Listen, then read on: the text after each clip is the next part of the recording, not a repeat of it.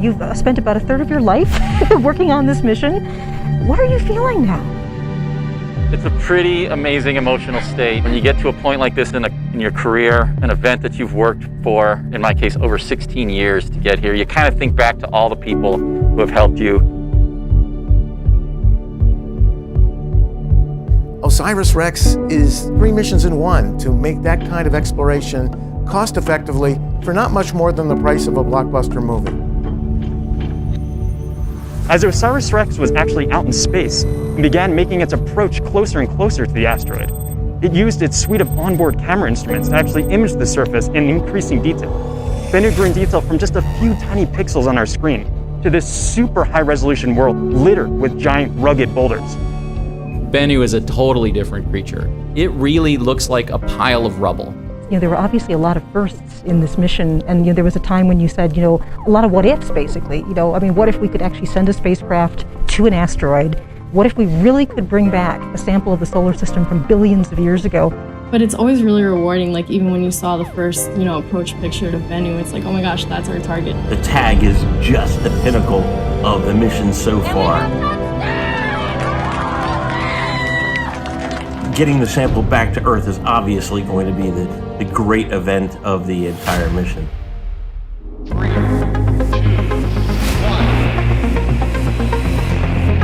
And liftoff, OSIRIS-REx.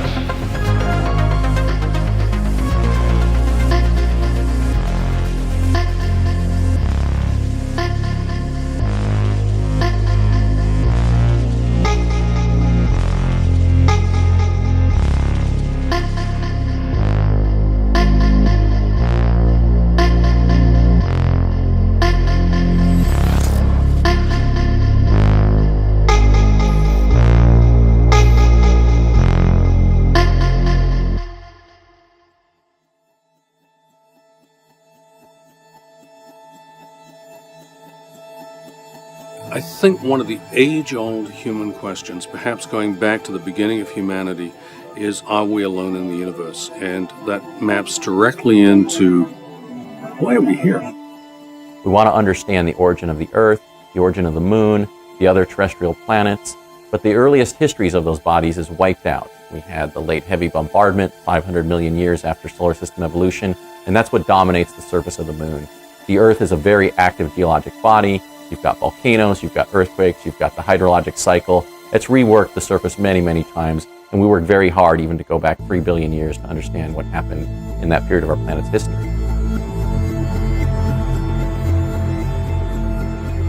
The asteroids record the earliest stages of the solar system, from even events that took place before our solar system formed, the stages of protostellar collapse and the formation of the protoplanetary disk, and then the formation of hydrated minerals and organic molecules in the first 10 million years of solar system history.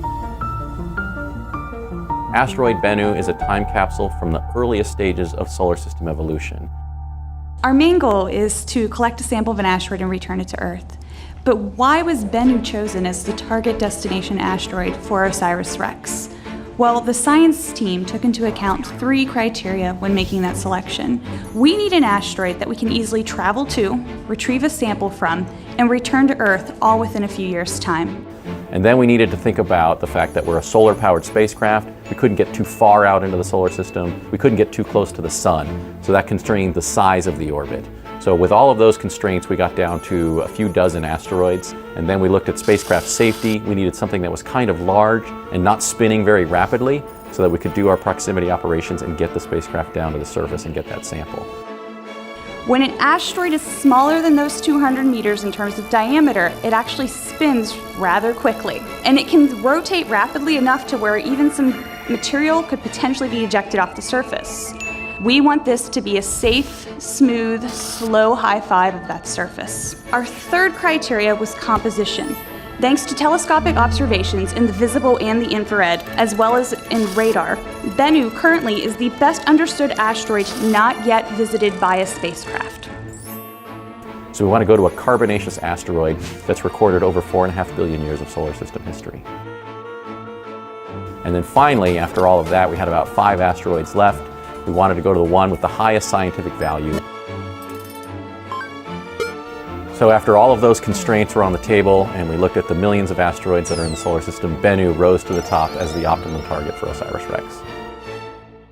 What makes Bennu so special? Why is it named Bennu? Who got to name it?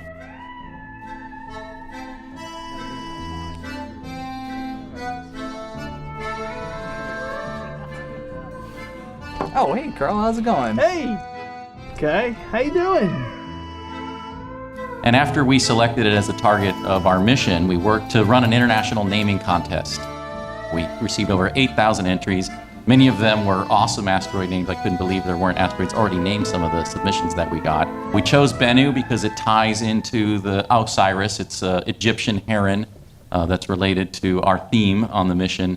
And the winner was Michael Philyaw from North Carolina, and he said that the spacecraft looked like a heron in flight when it went to go down and capture the sample. So we thought that was a really excellent connection between our engineering, our science, and our themes, and that was why it was the winner of the contest.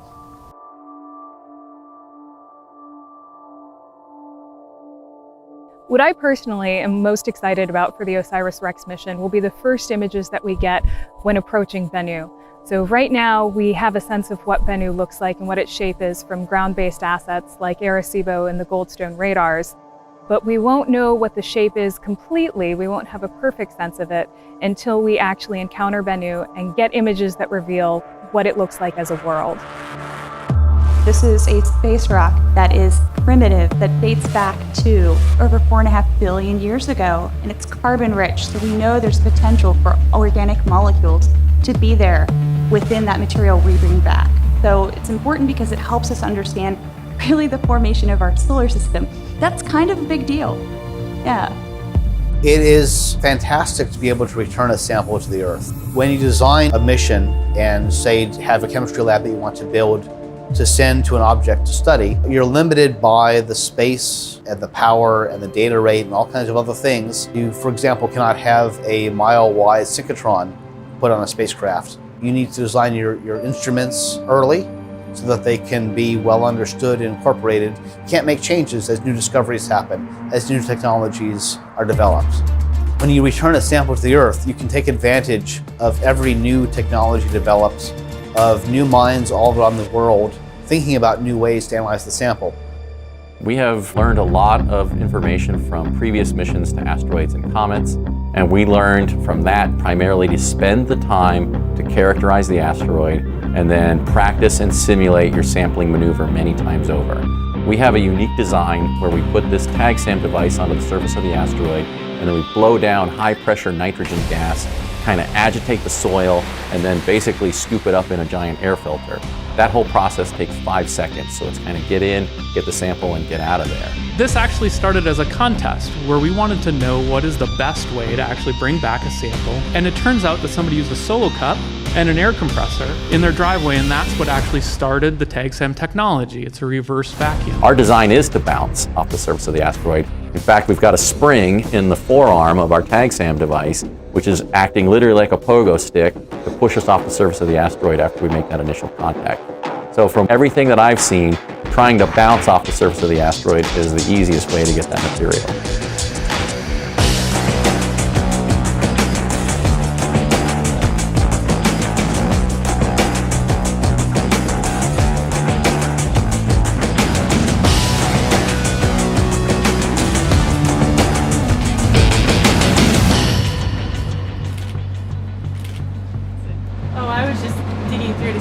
Many of the larger rocks reflected. Large ones? Mostly the smaller aggregate. The dust particles reflected. So what's behind me here is the asteroid wall. It is 50 feet tall and was used for testing of OSIRIS-REx. It is representative of what we think the surface of Bennu looks like. It is also painted to be 3% reflective, which is what we believe the reflectivity is on Bennu. So being involved in the OSIRIS mission is really awesome. It is giving me the opportunity to do something that I would like to do as a career, which is do spacecraft instrumentation. The student team is going to be, several engineering students and software students building some component of a spacecraft. Of all the missions I've worked on, OSIRIS-REx has a really unique relationship with our science teams in development. Traditionally, as the engineering side of the spacecraft, we build the spacecraft in order to sort of serve the science teams in this mission. But in this case, for us, the engineering and the science is much more intertwined than normal. The scientists are needed for all of the information from their science instruments on the spacecraft, as well as all their analysis pre-launch, is what enables us to direct the spacecraft, guide it, and land safely on the surface. And so without the science input, we can't accomplish our engineering goals either. We started formal assembly and test operations in March of 2015. We did that in a clean room because it's so important for us to maintain the pristine nature of the samples. So we had extra controls that were required for us on this mission that we haven't had in the past. We then tested the spacecraft through a series of environments that mimic what it sees from the time that the rocket launches all the way until the sample lands safely in the desert in 2023. We tested it over temperature, we tested it over pressure, vacuum, no vacuum. We tested it in vibration environments, and we tested it through the acoustic environment that it sees during the launch environment. It really took a whole team of people in order to make sure that the efforts were successful.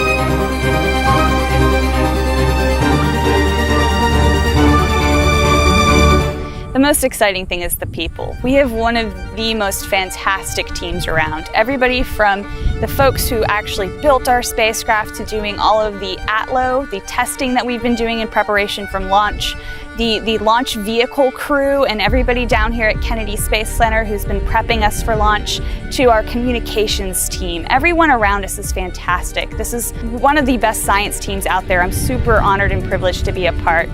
If you want to talk about terms of the actual mission itself, getting that sample back to Earth is the most exciting part, because we will have something that preserves material from over 4.5 billion years ago.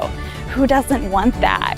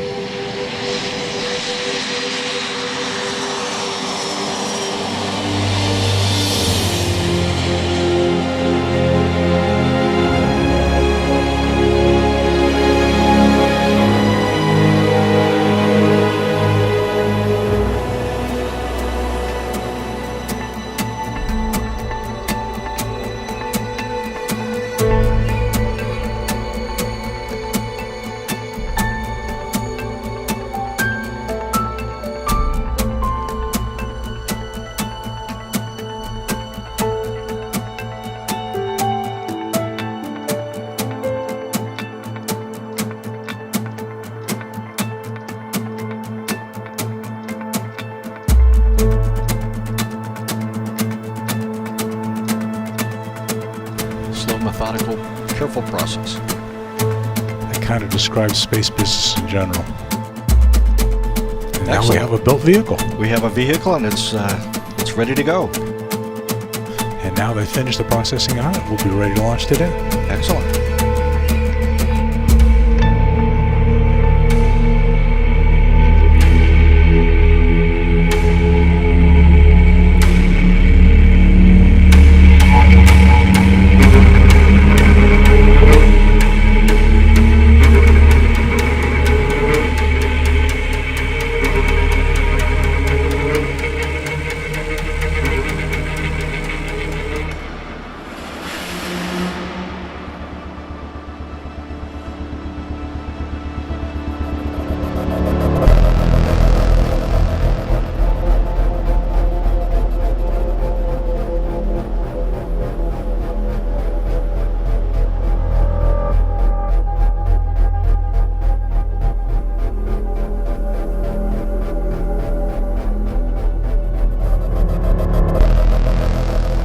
Spacecraft safely delivered out to the vertical integration facility, and then it was hoisted atop the Atlas Centaur rocket. It was.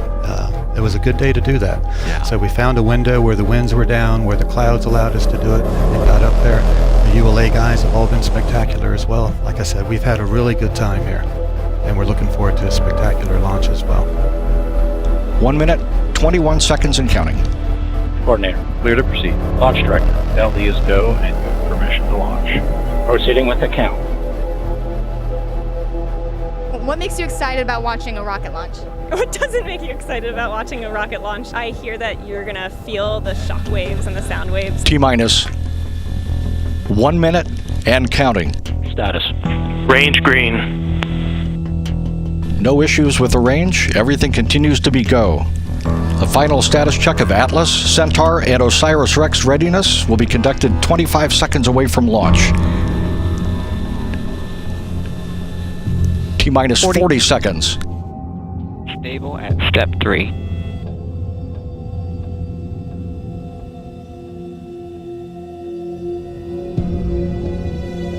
$28. 25. Status check. Go Atlas. Go Centaur. Go OSIRIS-REx. Everyone is go. Standing by for launch.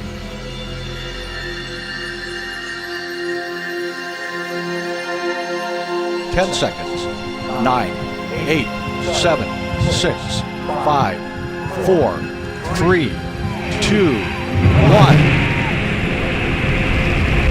And liftoff of OSIRIS-REx. Its 7-year mission to boldly go to the asteroid Bennu and back. Bearings look good. Starting pump speeds and trigger pressures are within family. Repeat chamber pressures have plateaued, begun to ramp off. Heard the voice of Marty Malinowski.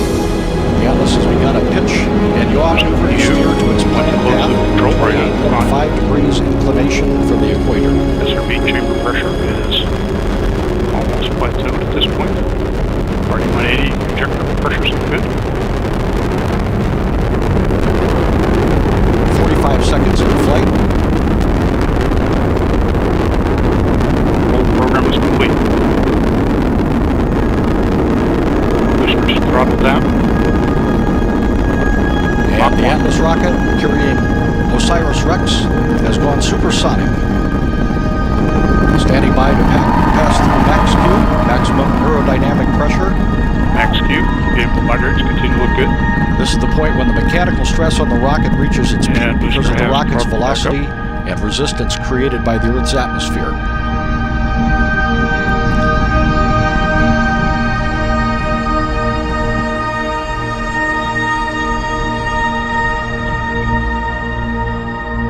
Signatures look good.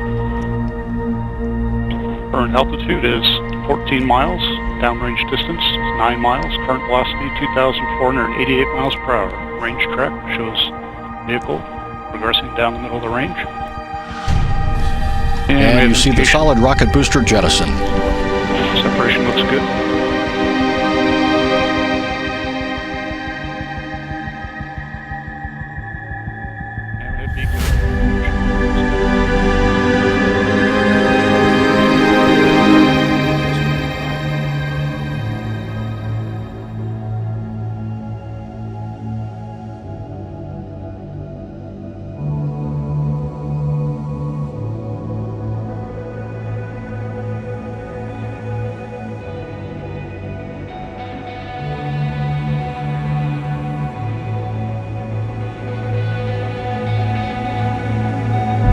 We've worked hard to get to this point. The best times are ahead of us. We are going to get to asteroid Bennu. We're going to map it. We're going to pick that site. We're going to get that sample, and we're going to bring it back to Earth in 2023. And so I can't tell you how thrilled I was this evening. It was a wild, emotional ride, thinking of everybody that's with us, that's not with us, and all of the anomalies that we troubleshot, none of those came up. We hit all of our milestones within seconds of the predicts. Really kicked that field goal right down the center of the goalpost. So NASA has done it again, absolutely.